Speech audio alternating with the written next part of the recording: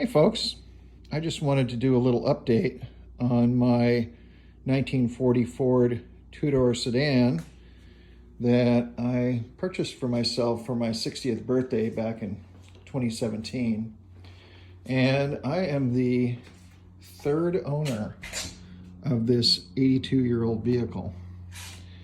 And so it's got some issues with it, and mostly it's cosmetic and some maintenance things like door seals.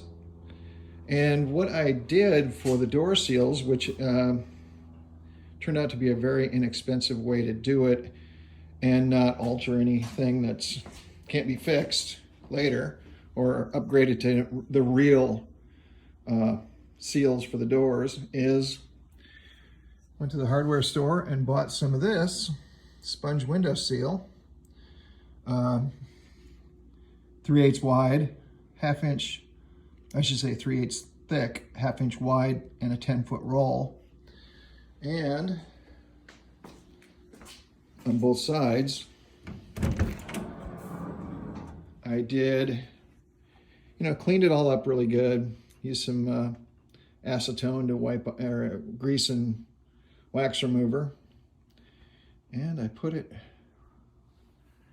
right along here on the top, all the way down to top of the hinge. And then on the inside of the door, I attach this so they kind of overlap in this area. So I don't think any moisture is going to get in here, or wind. I mean, I've already tested it and it's really pretty airtight. And so I just put a strip down here, holding it back about 1/4 inch from the edge, because then it impacts squarely with the face of the door. And I did the same thing on the inside of the door,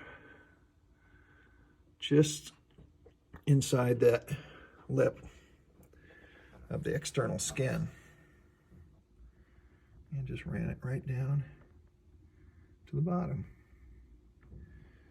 And on the door side, rather than putting it on this very narrow strip here, which was narrower than the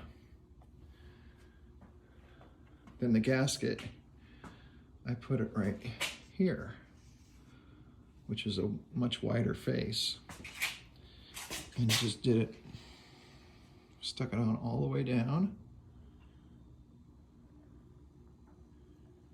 And it provides a really nice tight seal. And after it sits for a couple days, it squishes the rubber down and releases some of the tension caused by the rubber. And boy, it just, driving down the road, it solidifies the door and eliminates a lot of rattles, and especially the wind coming in. I haven't done an update in a while, so this is what I did last fall, actually last summer, was completely strip from the cowl, entire roof, back to top of the trunk, and put new glass in there, new rubber and new glass, and did the same up here, because they were the stock glass from 1940, and it was delaminating and looking kind of atrocious. So got some new glass and 3 coats of epoxy primer, and that will do for now. I mean, the roof looked just like this hood, which is really cool patina, but it's not going to preserve it long term. So eventually the whole car will get this black epoxy primer. But other than that, it's really been a great car.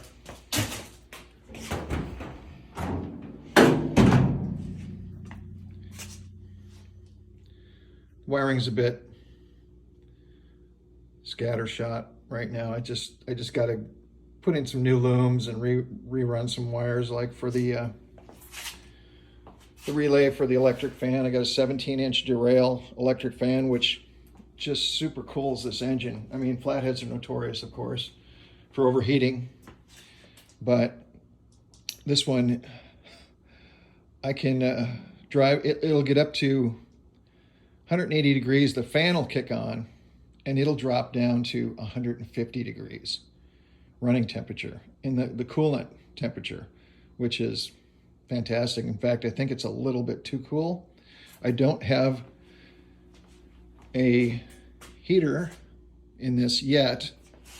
I do have one to install, but it'll be under the dash. Originally, this one came from the factory. Because it's a standard, the 40 standard, it came from the factory with a air heater, which was just a manifold heater that came off the passenger side exhaust manifold, captured some of the air from that and ran it through that duct right there into the interior of into the cabin.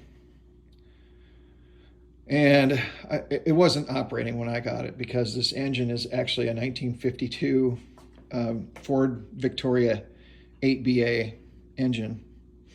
And I pretty much bought it as is 4 years ago, and it runs like a top, runs like a sewing machine. So nothing really mechanical to do to it.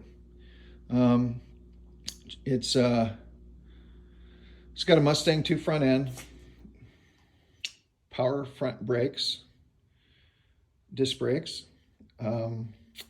Armstrong steering, which really don't need power steering. I could upgrade it. It's got I put in a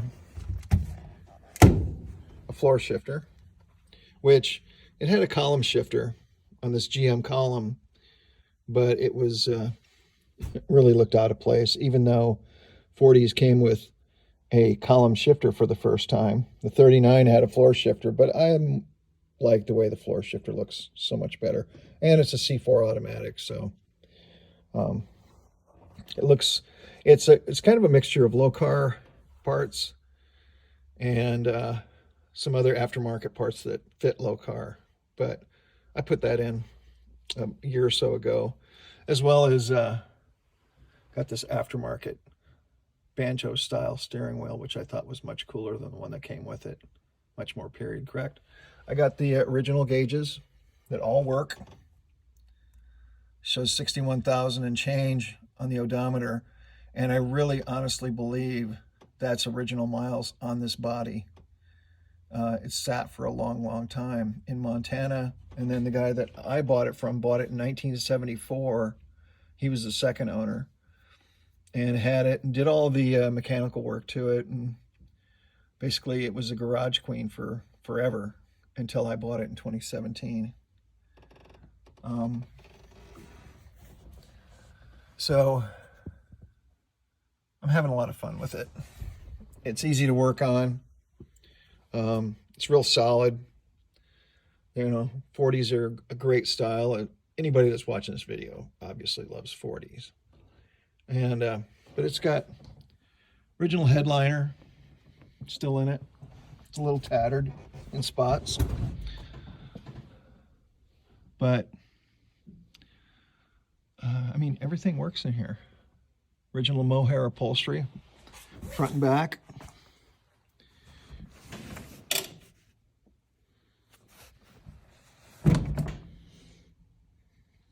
But it's a great toy.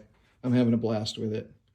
And I'm just going to keep doing what I want to do to it to make it right, make it a great hot rod.